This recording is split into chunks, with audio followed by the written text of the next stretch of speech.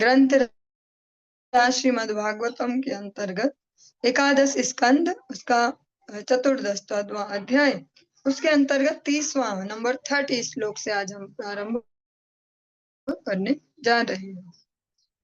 ओम नमो भगवते वासुदेवाय। ओम नमो भगवते वासुदेवाय। ओम नमो भगवते वासुदेवाय।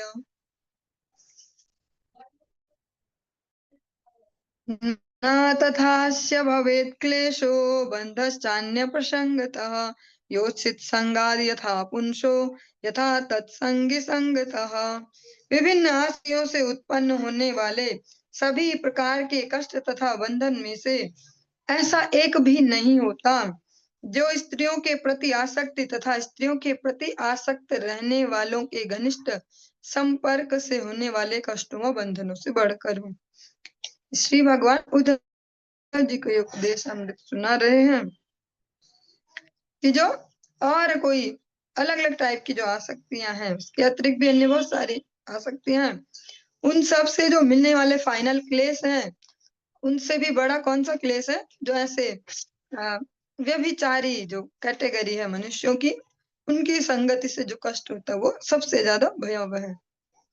श्री उद्धव उवाच यथा त्वामरक्ष विन्दाक्ष यादृशं वा यदात्मकं ध्यायेन् मुमुक्षुरे तन्मे ध्यानं त्वं वक्तुमर्हसि। उद्धव ने कहा, हे कमल नयन कृष्ण, कोई मुक्ति का इच्छुक व्यक्ति आपका ध्यान करना चाहे तो वह किस विधि से करे? उसका यह ध्यान किस विशिष्ट प्रकार का हो और किस रूप का ध्यान करे? कृपया मुझे ध्यान के इस विषय में के बारे में बताएं।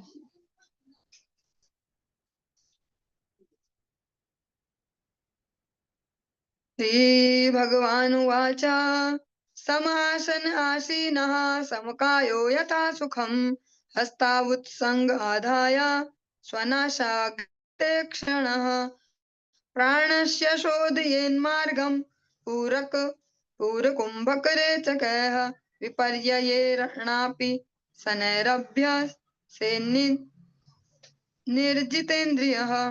पूर्ण पुरुषोत्तम भगवान ने कहा, कैसे आसन पर बैठकर जो न तो ज्यादा ऊंचा हो न अधिक नीचा हो, शरीर को सुविधाजनक स्थिति में सीधा रखते हुए दोनों हाथों को गोद में रखकर और आंखों को अपने नाक के अगले हिस्से पर केंद्रित करते हुए मनुष्य को चाहिए कि पूरक, कुंभक तथा रेचक प्राणायाम की का यांत्रिक विधि से अभ्यास करे और इस विधि को उलट कर करे। इंद्रियों को भली भांति वश में कर लेने के बाद उसे धीरे धीरे प्राणायाम का अभ्यास करना चाहिए। पर ये आज के समय में इतना प्रासंगिक नहीं हो पाएगा इस कलयुग में, क्योंकि अनेक लोग इसको कर रहे हैं पर कितने ही भगवत भक्ति में लगे कहना मुश्किल है, क्योंकि उसको मात्र करते हैं स्वास्थ्य लाभ की दृष्टि से। और अगर हम भी ऐसा सुन के और थोड़ा चलाएं दिमाग कि हम भी इसको आध्यात्मिक जीवन के लिए करते हैं ना जरा, और पूरा कुंभक रेचक, तो पहले तो हमें इन चीजों को सीखने में ही बहुत समय लग जाएगा। उतना समय अगर हम प्रैक्टिकली सीधे सीधे भगवत विग्रह सेवा, हरि नाम जप इसमें लगाएंगे तो ज्यादा लाभकारी होगा। हृद्विच्छिन्नम् ओंकारं घंटानादं विशोर्णवत् प्राणेनोदीर्य तत्राथ पुनः संवेशयेत् स्वरम। मूलाधार चक्र से शुरू करके मनुष्य को चाहिए प्राणवायु को कमल नाल के तंतुओं की तरह ऊपर की ओर लगातार ले जाए जब तक कि वह हृदय तक न पहुंच जाए, जहां पर ओम का पवित्र अक्षर घंटे के ध्वनि की तरह विद्यमान है। इस तरह उसे इस अक्षर को लगातार ऊपर की ओर 12 अंगुल की दूरी तक उठाते जाना चाहिए और वहां पर ओमकार को अनुस्वार समेत उत्पन्न 15 ध्वनियों से जोड़ देना चाहिए।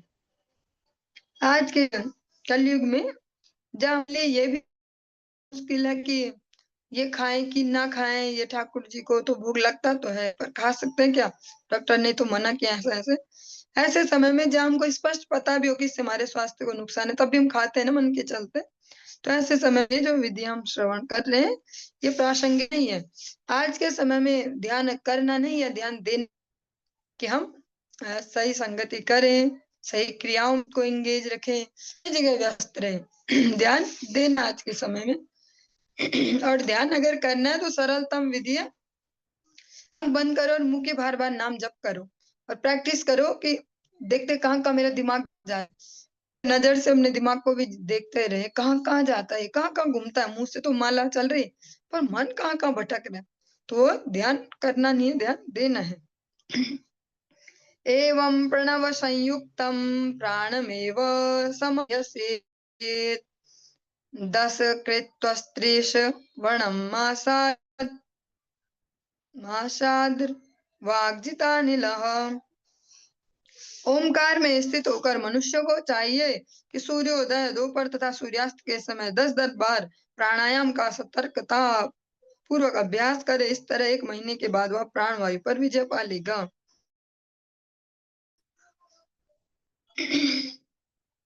हृत पुंडरीक मंतः स्थमूर्ध्वानालमधोमुखम् ध्यात्वोर्ध्वमुखमुन्निद्रमष्टपत्रं सकर्णिकम् कर्णिकायां न्यसेत् सूर्य सोमाग्निनुतरोत्तमं तरम् वह्निमध्ये स्मरेद्रूपं मम तद्ध्यानमङ्गलम् समं प्रशान्तं सुमुखं दीर्घचारु चतुर्भुजं सुचारु सुन्दरीवं सुकपोलं सुचिस्मितं समानकर्णविन्यस्त स्फुरन् मकरकुण्डलम् हेमाम्बरं घनश्यामं श्रीवत्स श्रीनिकेतनं शङ्खचक्र गदा पद्म वनमाला विभूषितं नूपुरैर्विलसत्पादं कौस्तुभ प्रभयायुतं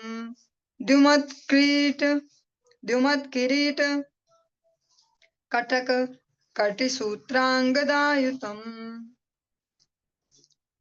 सर्वांग सुंदरं हृदं प्रसाद सुमुखे क्षणं सुकुमारमभिध्यायेत् सर्वांगेषु मनो ददत् इन्द्रियाणीन्द्रियार्थेभ्यो मनसा कृष्य तन्मनः बुद्धिया सारथिना धीरः प्रणयेन्मयि सर्वतः। आंखों को अध खुली रखते हुए तथा उन्हें अपनी नाक के सिरे पर स्थिर करके अत्यंत सजग रहकर मनुष्य को हृदय के भीतर स्थित कमल के फूल का ध्यान करना चाहिए। इस कमल के फूल में 8 पंखुड़ियां हैं और यह सीधे पर स्थित है। उसे सूर्य, चंद्रमा तथा को उस कमल पुष्प के कोष में एक एक करके रखते हुए उनका ध्यान करना चाहिए। अग्नि में मेरे दिव्य रूप को स्थापित करते हुए उस मस्त ध्यान का शुभ लक्ष्य मानकर उसका ध्यान करना चाहिए। स्वरूप अत्यंत समरूप, मृदुल तथा प्रसन्न होता है। इसकी 4 सुंदर लंबी भुजाएं, सुहावनी सुंदर ग्रीवा मीन्स गर्दन, सुंदर मस्तक, शुद्ध हंसी तथा दोनों सुरेख कानों में लटकने वाले मकराकृति के चमचमाते कुंडल होते हैं। यह आध्यात्मिक स्वरूप वर्षा के मेघ की भांति श्यामल रंग वाला है और सुनहले पीले रेशम से आवृत है। इस रूप के वक्षस्थल पर श्री वत्स तथा लक्ष्मी जी का आवास है और यह स्वरूप शंख, चक्र, गदा, कमल, पुष्प तथा वन फूलों की माला से सुसज्जित है। इसके 2 चमकीले चरण कमल घुंघरों तथा पाजेबों से विभूषित हैं और इस रूप से कौस्तुभ मणि के साथ ही तेजवान मुकुट भी प्रकट होता है। इसके नितंब सुनहली करधनी से सुंदर लगते हैं और भुजाएं मूल्यवान बाजूबंदों से सुसज्जित हैं। इस सुंदर रूपी अंग हृदय को मोहने वाले हैं और इसका मुखमंडल दयामय चितवन से सुशोभित है। मनुष्य को चाहिए कि इंद्रिय विषयों से इंद्रियों से हटाकर गंभीर तथा आत्मसंयमी बने और मेरे दिव्य शरीर के सारे अंगों पर मन को दृढ़ता से स्थिर करने के लिए बुद्धि का उपयोग करे। इस तरह उसे मेरे अत्यंत मृदुल दिव्य स्वरूप का ध्यान करना चाहिए। जिसको ध्यान करने का इतनी शौक हो या कह सकते हैं हरिनाम में कहें कि क्या करें ऐसे, तो भगवत जो चित्रपट आपके आसपास हो, भगवत विग्रह, उनको दर्शन करते हुए कर सकते हैं मुंह के बार बार, ताकि श्रवण और जो नाम जप एक साथ हो पाए, दो भक्ति। तत्सर्वव्यापकं चित्तम् आकृत्य एकत्र धारयेत् नानि चिन्तयेद् भूयः सुस्मित भावयेन्मुखम्। वो अपनी चेतना को दिव्य शरीर के समस्त अंगों से हटा ले, उस समय उस भगवान की अद्भुत हंसी से युक्त का ही ध्यान करना चाहिए। तत्र लब्ध पदम चित्तम आकृष्य वो व्योम निधारयेत् तच्च त्यक्त्वा मदारोहो न किंचिदपि चिंतयेत्। श्री भगवान के मुख के ध्यान में स्थिर रहते हुए उसे अपनी चेतना हटाकर आकाश में स्थिर करनी चाहिए। तब ऐसे ध्यान को त्याग कर वह मुझ में स्थिर हो जाए और ध्यान विधि का सर्वथा परित्याग कर। एवं समाहित मतिर् में वात्मानामात्मनि विचष्टे मयि सर्वात्मन ज्योतिर्ज्योतिर्षि संयुतम।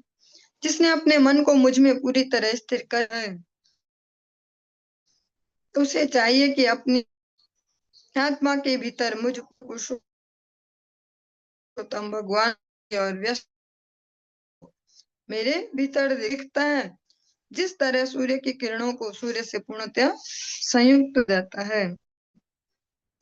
ध्यानेनेत्थं सुतीव्रेण युज्यतो योगिनो मनः संन्यास्यत्यासु निर्वाणं द्रव्य ज्ञान क्रिया भ्रमः।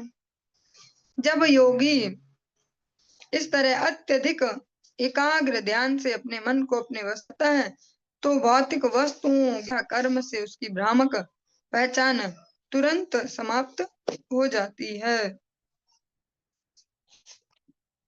इस प्रकार से जो एकादश स्कंद 14वां अध्याय संपूर्ण हुआ। 15वें अध्याय को कल